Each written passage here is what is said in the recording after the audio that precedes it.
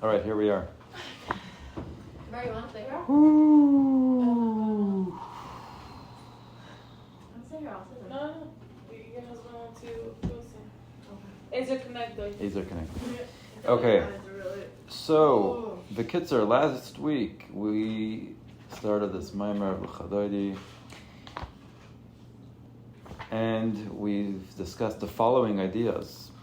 Chassan and Kala are the example of the higher spheres that we don't know much about, of Za and Malchus. Za being the higher spheres, being the male, and Malchus being the female, the Kabbalah.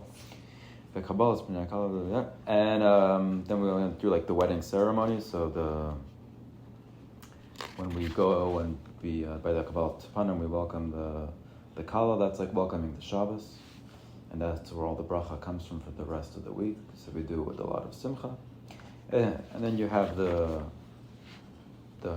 respect or love of the Chassan to the Kala, which is God loving the Jewish people, and the Jewish people loving Hashem.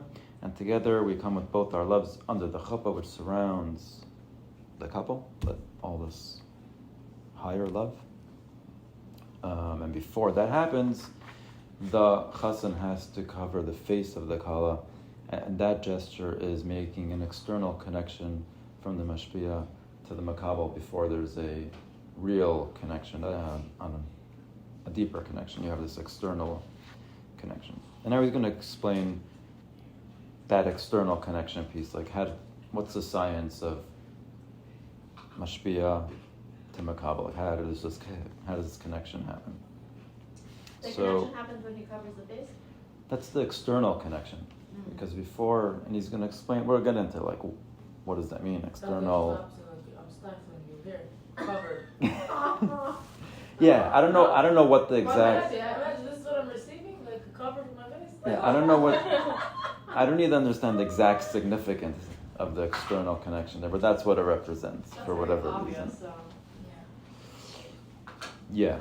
So today, I actually turned on. I wanted to hear from like someone else something about this memory, because I was like struggling with like, normally we like learn a memory, or normally the last one at least, there's like so much trauma or whatnot to talk about things that are so relative, and this seems a little more like, okay.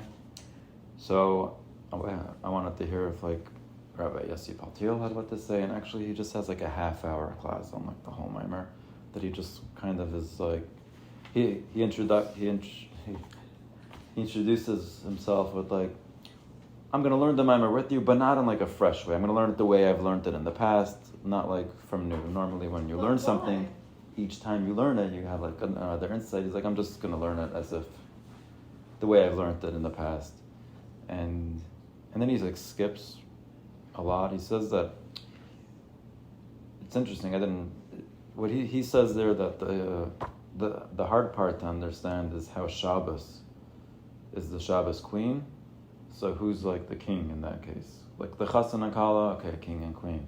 Hashem and Yedin, king and queen. But what's Shabbos? Like who's the king? Like the weekdays? Not really. Is it us? Is it Shabbos is both maybe, the king and the queen? He's like, that part he doesn't really understand. I don't know. I know, I thought it's us. We're the king, and we receive Shabbos? Like participants. Maybe. I don't know, but because also here he writes a lot in the notes on the bottom here that in the original Maimer of Lecha Dodi, which is from like way back, he doesn't like compare it to Chassan and Kala. It's like here that the Friedrich Rebbe introduces that idea, and I don't know. I guess people have a hard time with it. Whatever. I don't know. With Shabbos being Chassan and Kala? We're comparing Chassan and Kala. We bring the pasuk about Shabbos, whatever the saying the Chadei the Kala in Shabbos. Oh. But on Shabbos, there's no queen. There's not really like who's the what's the nimshal there? Who's the king and who's the queen? The Shabbos is the queen, yeah. But the king, I don't know. But anywho, I did have some. If anyone has any questions, ask them. Yeah, I have a question. Do you hear me crunch? Yeah, I love it. I actually love the sound of crunching.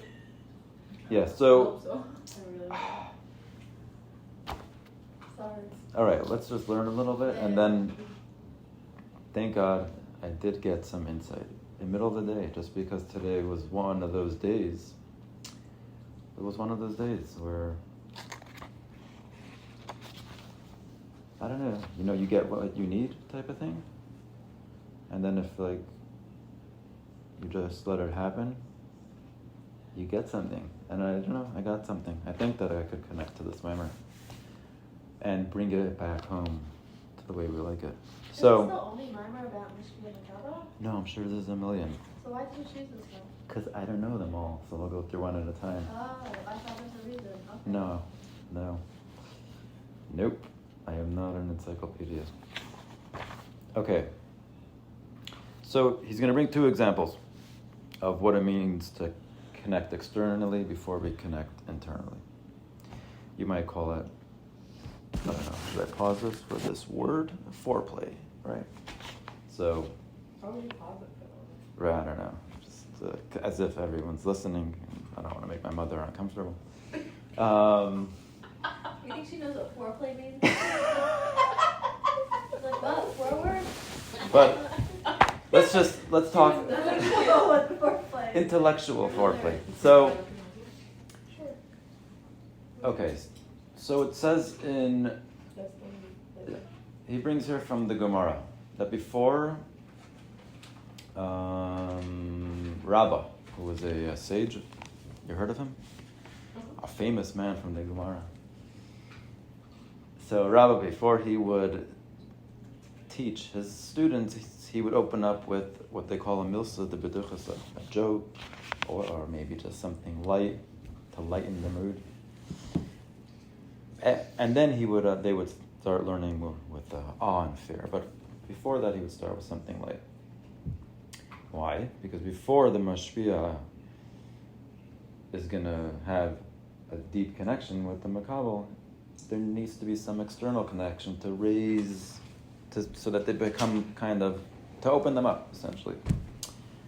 And we're talking over here about a mashpia who is be'in arich. He's not in the same caliber as his makabel.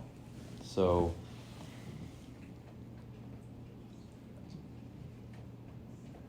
yeah. So if he's a brilliant sage and he's going to come, let me give you my brilliance right away. There's no like prior connection, then it'll be impossible for them to connect. So first he says, hey, let me tell you a story. You know how most speakers get up and before they start their speech, they make a joke. Everyone laughs, and now there's been an external connection. It has nothing to do with what he's going to say. Maybe it does, but that's not an icebreaker, something that brings them more, levels them out a little bit. And now he can deliver what he really wants to say, and there's already an opening in the makabel. But if there's no if there's no prior connection, then it's very hard to have that more internal connection. It would just not work. There needs to be, Thank you. So,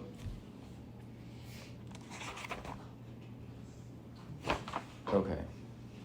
So therefore, before he started his drasha, that would be very deep and very internal, he would start with his joke.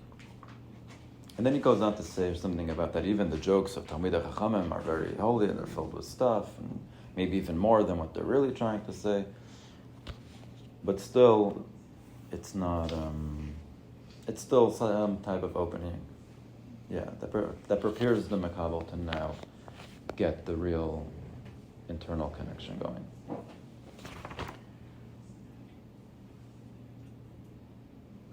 Yeah. So on that I had a thought of, in every interaction that we have,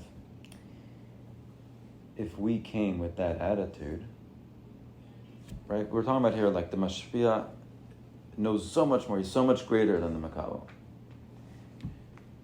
if we had that perspective, I don't know perspective, but if we had that attitude in every conversation that when I'm speaking to someone, they turn everything off. Like in order for the mashpia, the makabel to really receive, they have to consider themselves that the mashpia is just infinitely greater than them. So they're not mixing in their own ideas or their own thoughts. They're just there to receive.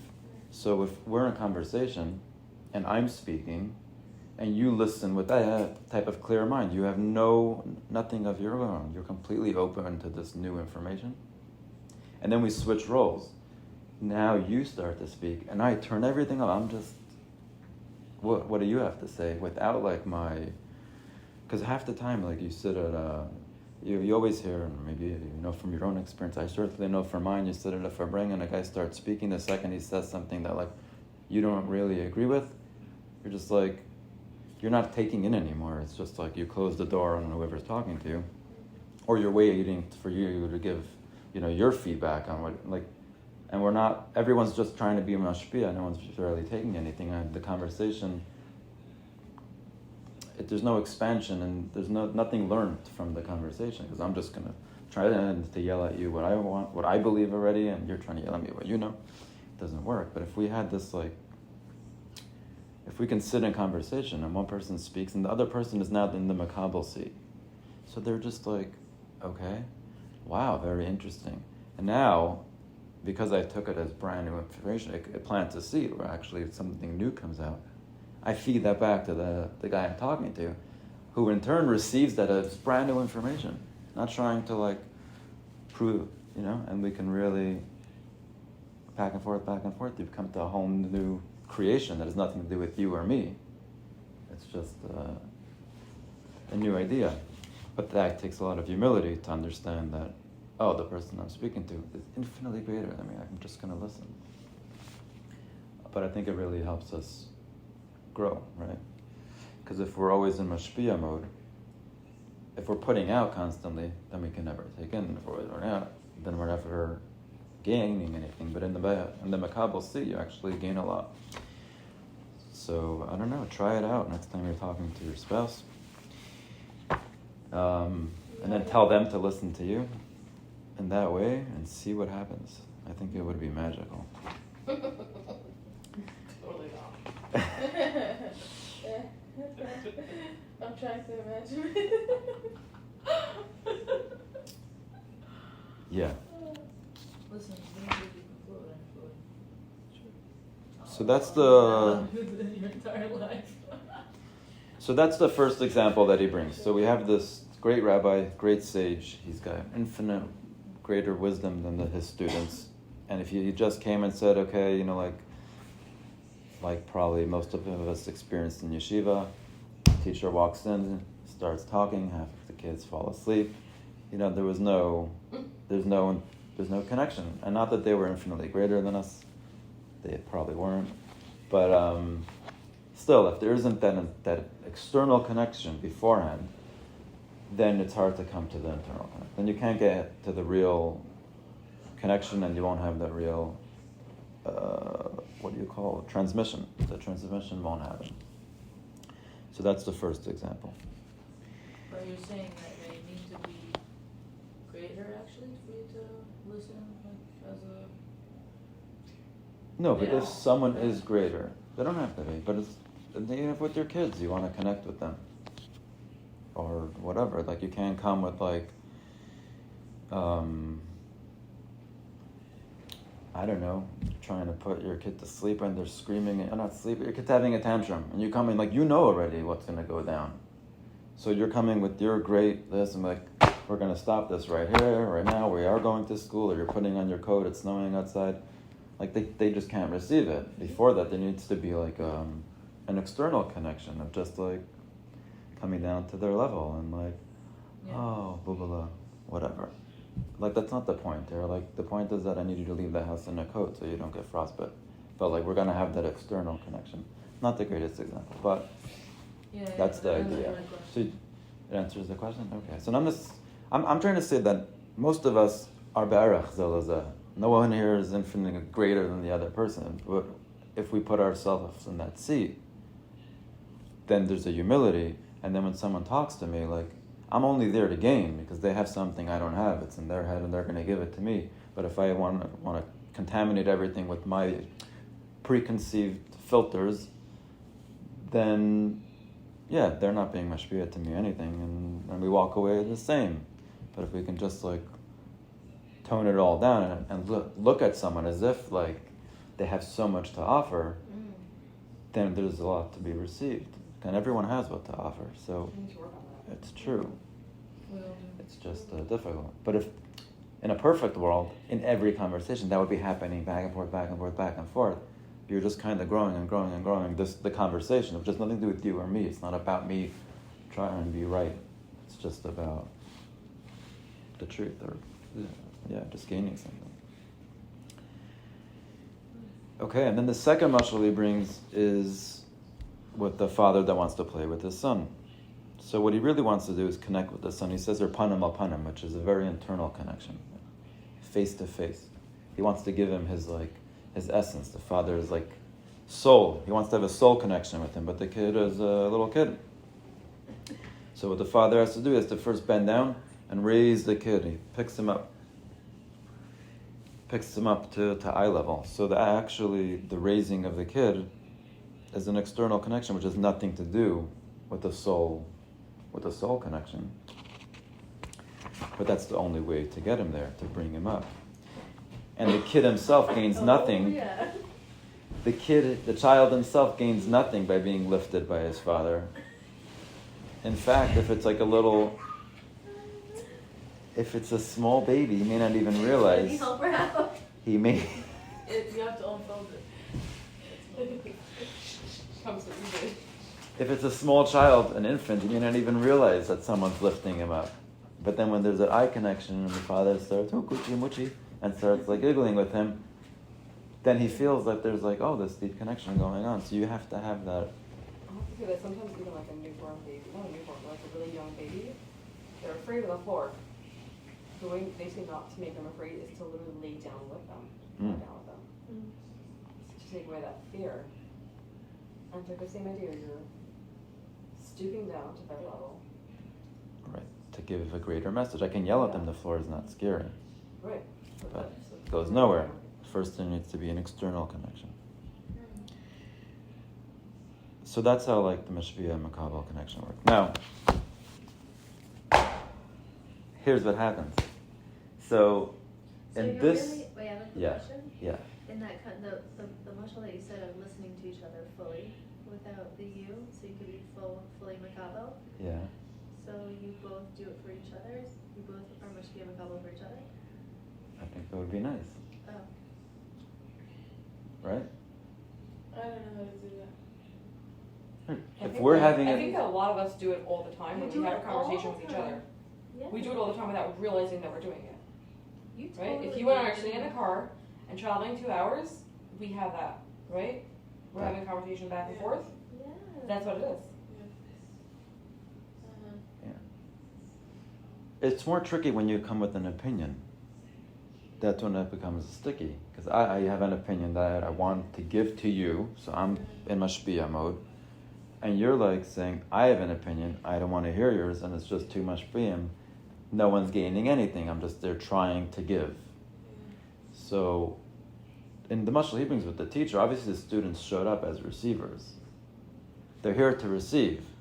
But if he starts right away just giving them his brain, they're like, hey, this is not working. There first needs to be that external connection. But I'm just saying, b'chlal, in conversation, if we go into this, I'm not here to put my opinion on you. Let's just have a conversation. So I'm going to say something, and you just receive. Or even if I do have an opinion, and you can put yours aside for a moment, and then when you give me back information, I put my opinion on the side, just so that I can fully receive what you're saying. That sounds like such a great conversation. It sounds amazing. I know. I just think So it would be present. I'm a little jealous of you guys that you're both here and you're both hearing this and see. I'm just saying. We have a podcast. I would want to have that conversation with this isn't here. Well, what's if one? Do a bring your spouse night. Your bring your spouse night isn't working. No, but maybe it only takes one partner in the conversation True, to be in that mindset. Yeah. That's true because you're actually not trying to get them to do anything. Then you're back in mashpia, see, trying to get someone else. Yeah, I definitely work on it myself. Yeah, You know? 100%. For sure. Wait, all these jellies are not yours? Okay, so what happened was last week, here's the take a minute, yeah, Let's take see, let's see. this was my excitement today. It was like, oh, there's something here. So last week, and even now, we're just talking about like mashpia, makabel, as if there's like one person that's this and one person that's that. And that's why it becomes very stale and hard to learn. So I think we did this a lot in the last class. But everything that we learn about and that happens, we have to find it all within one system. Like we said last week, Zachar, Nekeva, Baraisam, he created the male and female. And I was saying that everything is male and female, and we have male and female. So also within our own system, there's mashpia and there's makabel. And it's not this, perhaps the mimer is not about like, the mashal is chas and kala, the mashal is God and this, the mashal is all this. The nimshal, what's really going on is us. And just in one body, there's mashpia and there's makabel. And oftentimes, who's the mashpia is generally the thing that's bein arich. It's super great. It's perfect. Let's just call it the perfect thing that only has what to give. So that's our like true self. It's really great. It's perfect. It always has what to give.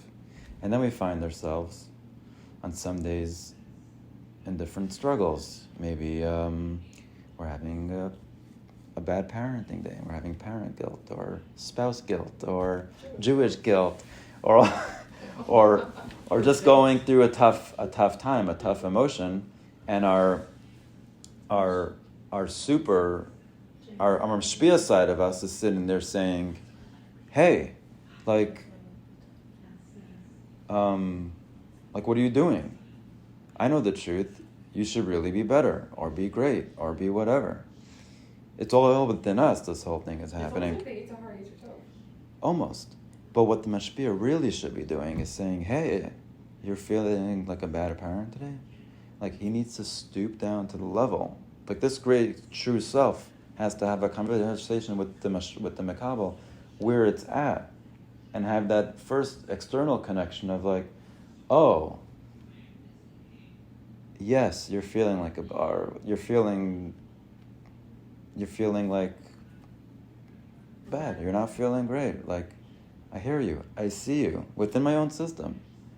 Once there's that external connection, maybe I can like now raise that part of me higher to say like, I'm losing it.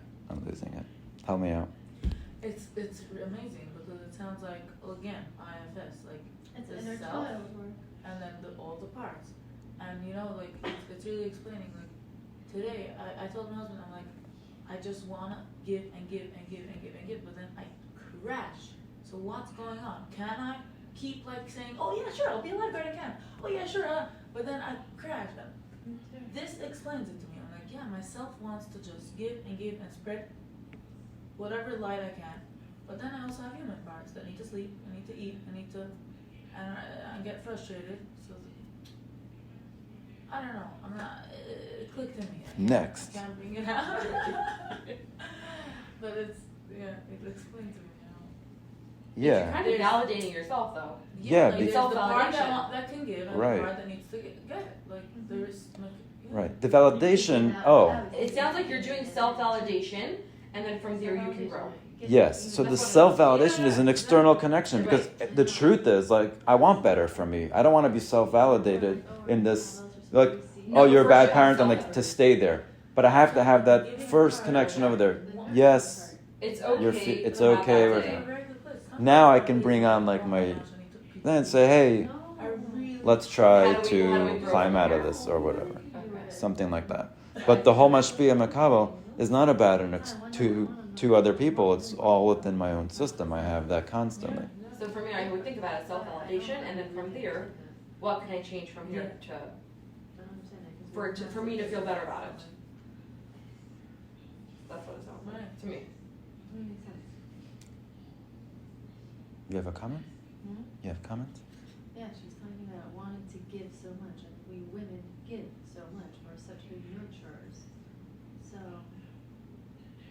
what does makabel really mean in this sense? If women are nurturers and give so much, what is the receiving?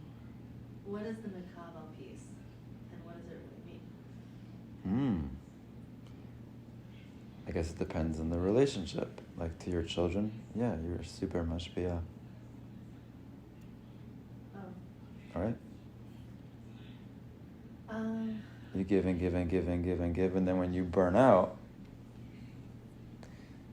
so then you give notice that you're burnt out and it's time to take. I don't know. I think it's also like you have to give yourself. Also, you have to put yourself on the list of people that you're giving a gift to. Exactly. And not just give to others, it's about giving yourself also. Yeah, that's what clicked to me. Like, it's not as if like whatever we need to keep. It needs to keep. It's like us. Like, but I like how it was explained with these words. Yeah. I guess I'm just trying to say, we all are mashpia makabel, but forget like, we're just gonna keep it within our own system, not, well, so what's the woman? She's giving and giving, giving. Yeah, so give to yourself and receive it. The way you're giving to everyone else, give to yourself. And then also, yeah, just within us, how do we meet ourselves in that makabel place? It's not by like overimposing, it's by coming down, being nice, like making this external connection. It's not about the external connection. I'm not here to be nice to myself. That's not the end game. The end game is to actually, for there to be a child, for there to be growth, for there to raise up higher than like my lowly state of a makabel. Like the students don't come to hear their teacher and leave as students. The point is that the mashpia is able to give them his brilliance, that they're now elevated to his state. Like I don't want to leave remain in my low state. I want to get higher. But in order for that to happen, there first needs to be like this great me coming down to where I'm at and recognizing that like this is where we're at right now. Make that connection there, and from there we'll find that like, oh, I'm able to like now I'm able to receive. For me to just be like super harsh on myself doesn't work. That just leads to more Jewish guilt and all that other good stuff. But if I meet myself where I'm at, say, hey, this is a really tough spot. It's really hard. It's okay, it's okay, it's okay. All of a sudden now, I'm like, okay, what do you really want to tell me? We can really do better? Okay, I'm ready. Like, let's The concept of mashpia makabel. Let's go up together. Spreads out in Like every aspect of our life. So yes, there's the mashal of it in the marriage, and there's the mashal of it within ourselves. It's not we're not just women of makabel. No, the mashpia makabel is going on in every aspect of our life, right. in every relationship. Yeah. With us Basically. and Hashem. With us and Hashem, on a greater scale, on a tiny scale, like in every way. So it's interesting. I don't only like it's interesting. Yeah. You know, that It's night that I happening. told you I'm so confused about this concept. The next morning I woke up and it suddenly clicked to me like I need to let go. It doesn't even matter to whom, to what. I just need to let go. Hashem. And then I was like, yeah, Hashem has so much to offer. I just don't have to come, just like you said, I don't have to come with my opinion. Like, oh, like do it this way. No, leave Hashem. Let Hashem come with his mashpia. Like let him give you what he thinks. Don't. Can you tell that I'm in on my sleep? No, I love it. But I think so beautiful. I think a big part of that Hashem piece is actually like, what's Hashem? What's this Hashem thing? It's just like right here. I think it's right here. You meet yourself where you are with compassion. That's godly. And then like somehow there's always a breakthrough after that, you know? When there's just like so much self like judgment and self-does and all that, nothing happens. Everything just stays closed and dark. When I bring compassion to myself, it's godly. And then there's always an answer, like always. There's always some light after that. And yeah, I don't have to know the answer. I don't nothing. Like there's a huge problem, and I'm in a terrible state, and I could be like so harsh on myself, or just really kind with myself without knowing like how I'm gonna get out of it. It doesn't matter. I don't have to know the answer. And then there's a follow up, like ding, the lights go off, and somehow things just like you ever experienced that? Yeah. Is that what you're so like? That is the light that went off. I just need to let go. Yeah, or whatever. What, where, when, how, not to my husband, no, to God. You know, we see It's not things far on a away. small level, It's but not far. It's so much bigger. That's what I'm saying. Like everything's so much like we could look at it in the small way of like, oh, let me let go of my household. No, like let me let go of this universe. No, you know. But it's so scary. Of It's, course. But it It's feels huge. so good for tiny minutes that I'm able to do it. It feels so good. It's the hardest thing in the world. It's like pure faith. I mean, Yeah. it's pure faith. Like jumping out of airplane, a parachute. Yeah. Without a parachute. I mean, there's a parachute, but I You're just stuck don't with your know. parachute. Oh, right. There's